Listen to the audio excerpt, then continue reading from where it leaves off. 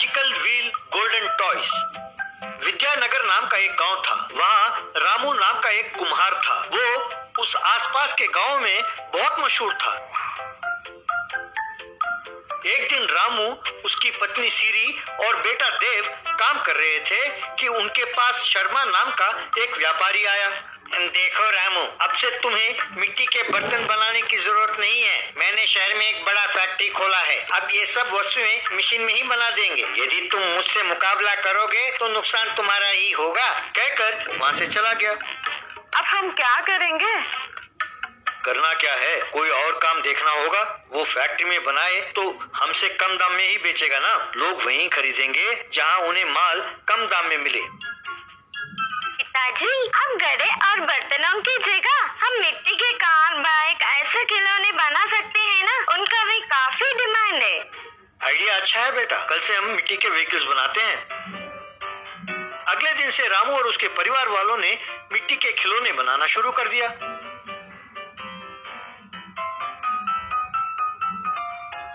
उन गाड़ियों को देखकर बच्चे अपने माँ बाप को लाकर उन्हें खरीद कर ले गए। इस तरह देव का आइडिया भी रामू और उसके परिवार के लिए अच्छे पैसे और अच्छा नाम कमाने लगा। शर्मा के पास उसका असिस्टेंट बबलू गया और सर, रामू शहर जा रहा है, वो भी अपनी फैक्ट्री के पास वाले एरिया में। अब वो खिलौने के धंधे में बहुत मशहूर हो गया है सर। हम भी उसका नकल करते हुए खिलौने बनाने लगे हैं। अगर उसने शहर में धंधा शुरू किया फिर हमारे हाथ में बाबा जी की ठुल्लू ही बचेगा। मैं उसे दिखाऊंगा, मैं जानता हूँ कि उसको कैसे सबक सिखाना है, कहकर वहाँ से चला गया। अगले दिन रामू अपने परिवार के साथ एक गाड़ी में जंगल से गुजर रहा था। तब शर्मा कुछ गुंडों के साथ आकर उसके गाड़ी को रोका।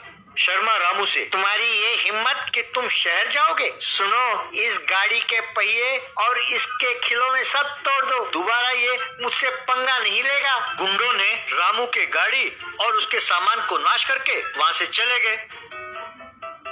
तब रामू, सीरी और देव तीनों बैठकर दुखी हो रहे थे। तब वहाँ एक साधु आया। इतने दुखी क्यों हो रामू?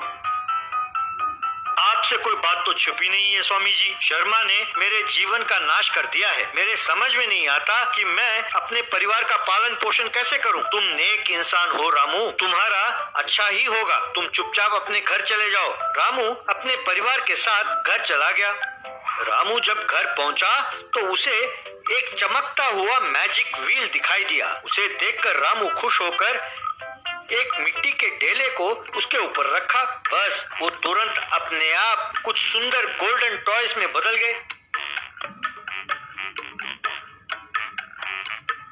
ये देखकर हैरान होकर देव और सीरी ने भी मिट्टी का ढेला डाला। वो भी सुंदर गोल्डन टॉयज में बदल गए। रामू उन गोल्डन टॉयज को बेचने लगा। लोग उन खिलौनों को खरीदने लगे।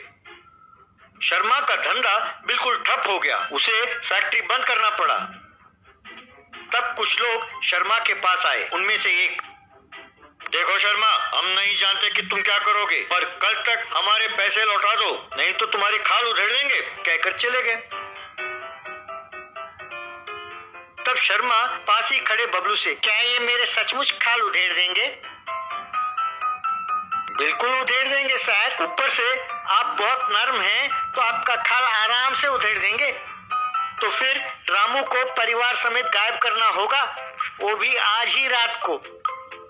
रात हुई। शर्मा और बबलू कुछ गुंडों के साथ रामू के घर पहुंचे। शर्मा गुंडों से, पहले उस व्हील और खिलौनों का नाश करो। जब वो उस सदमे से बाहर आएंगे तब उनकी खबर लेते हैं। तब गुंडों ने कुछ गोल्डन कार को जमीन पर पटका। हैरानी की बात ये थी कि वे तुरंत जायंट व्हीकल्स में बदल गए और बड़े बड़े आकार के जानवरों में बदलकर गुंडों के पीछे पड़ने लगे। उनसे डरकर शर्मा और गुंडे मैजिकल व्हील की ओर भागे। जैसे ही वो उसके नजदीक पहुंचे, मैजिकल व्हील भी बड़ा होकर उन्हें पकड़ लिया। उन्हें पकड़कर जोर से घुमाने लगा। वे सब, अरे बचाओ बचाओ, अरे हमें बचाओ, कहकर चिल्लाने लगे। शोर सुनकर रामू और उसके परिवार वाले बाहर आए। उनके बाहर आते ही उस मैजिकल व्हील ने शर्मा और गुंडों को हवा में उछाल दिया। उन्हें फेंक कर मैजिकल व्हील और गोल्डन टॉयज फिर से साधारण रूप में बदल गए। यहाँ तो कोई नहीं है, चलो जाकर सोते हैं। तब सब अंदर चले गए। तब गोल्डन व्हील और खिलौने चमकने लगे। Blind man thief 2। बहरमपुर नाम के गांव में बर्मन नाम का एक व्यक्ति था। उसे रतौंधी की बीमारी थी। वो मुन्ना नाम के एक बूढ़े चोर के पास अपने रतौंधी की बात छिपाकर नौकरी में लग गया। मुन्ना बूढ़ा हो जाने के कारण जो चोरी वो नहीं कर पाता था वो बर्मन से कराना चाहता था। चोरी करने में ट्रिक्स और टिप्स सब सिखाता था। एक दिन मुन्ना, बर्मन तुम्हें हर रोज सवेरे मेरे पास आना होगा, फिर जब मैं जाने के लिए कहूँ तभी घर जाना होगा। इस बीच में जो ट्रिक्स और टिप्स मैं सिखाऊं उन्हें ध्यान से सीखना होगा। तुम जितनी जल्दी सीखोगे हम उतनी ही जल्दी बड़ा असाइनमेंट कर सकेंगे। ठीक है बॉस, चोरी करने में आपसे बढ़कर कोई भी नहीं है। कितने सारे चोरियां आपने की हैं, पर अब तक आप कभी पकड़े नहीं गए। ये रिकॉर्ड आप ही के नाम पर है। मैं आपसे ज्यादा चोरी करके आपसे भी ज्यादा नाम कमाना चाहता हूँ। तब से मुन्ना ने उसे छोटे छोटे वस्तुओं से चाबी कैसे बनाते हैं, ताले कैसे तोड़ते हैं, अलमारी कैसे खोलते हैं, तिजोरी खोलने का तरकीब क्या है, ये सब सिखाने लगा।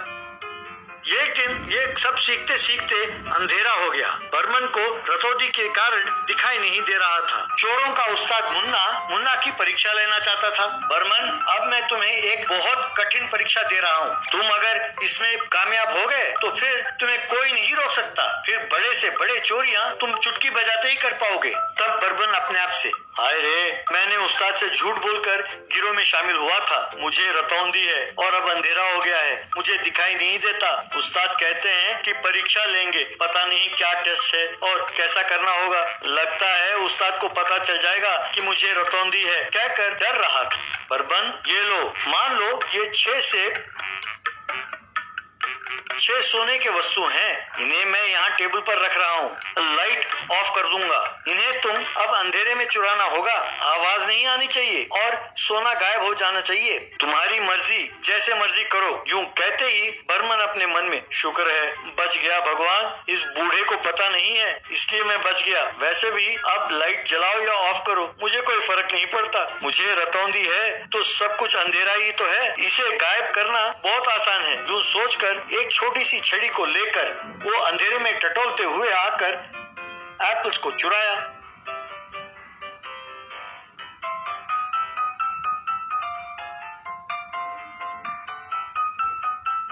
मुन्ना ने तभी अचानक लाइट ऑन किया। बर्मन अंधे की तरह छड़ी लेकर वहाँ मुन्ना के सामने खड़ा था। उसे देखकर Munna, wow, what a presence of mind. मैंने लाइट ऑन किया और तुमने अंधे का एक्टिंग किया। यही समय तत्परता एक अच्छे चोर की निशानी है। कभी ऐसे परिस्थिति में फंस गए तो इसी तरह बचना चाहिए। तुमने साबित किया कि तुम मेरे ही चेले हो। तुम मेरे टेस्ट में पास हो गए हो। आज तुम्हारा ट्रेनिंग पूरा हुआ। चलो कार निकालो, आज हम एक बैंक में चोरी करते हैं। बर्मन फिर अपने मन में, अरे ये क्या भगवान, आज एक दिन में इतने सारे परीक्षाएं, टेस्ट के ऊपर टेस्ट, अब मैं कार कैसे चलाऊं। ठीक है, जो होगा देखा जाएगा, कहकर अंधे की तरह छड़ी को लेकर चल रहा था तो बूढ़ा मुन्ना, बर्मन टेस्ट तो हो चुका है, अब come out of the character, अब हमें बैंक लूटना है। समझ गया उस्ताद, पर मैं अंधे का प्रैक्टिस और थोड़ी देर करना चाहता हूँ। मैं कैसे विपरीत परिस्थितियों में भी अपने अनुकूल कर सकूंगा ये टेस्ट कर रहा हूँ। तो मैंने सोचा कि ये चोरी मैं अंधा बनकर ही करूंगा। वाह बर्मन, तुम्हारे लगन मुझे बहुत अच्छा लगा। ऐसा ही सही, तुम अपने उस्ताद से भी आगे निकल जाओगे। पर क्या तुम कार चला पाओगे? आराम से चला सकता हूँ उस्ताद, कहकर छड़ी से टटोलते हुए कार पर गया, बैठकर गाड़ी को आगे पीछे चलाने लगा। फिर सीधा बैंक के पास गया। कहाँ रोकना है ये ना जानकर सीधा जाकर बैंक के दीवार से टकराया। ये क्या, तुमने ऐसा क्यों किया? तुम्हें दीवार दिखाई नहीं दिया क्या? या फिर तुम ताला खोलने से ईंट की दीवार को तोड़ना ठीक समझा? ऐसा सोचा क्या? नहीं बॉस, ऐसी बात नहीं है। कल अगर कोई सीसीटीवी फुटेज चेक करेगा तो वो सोचेगा कि बेचारा कोई अंधा कार को सीधा दीवार से जाकर टकराया। किसी को हम पर शक भी नहीं होगा। आप ये नकाब पहनकर आगे जाइए, मैं पीछे इस अंधे के कैरेक्टर को निभाते हुए आता हूँ। यूं मुन्ना आगे और उसके पीछे बर्मन जाने लगे। जाकर बैंक लूट कर वापस आए।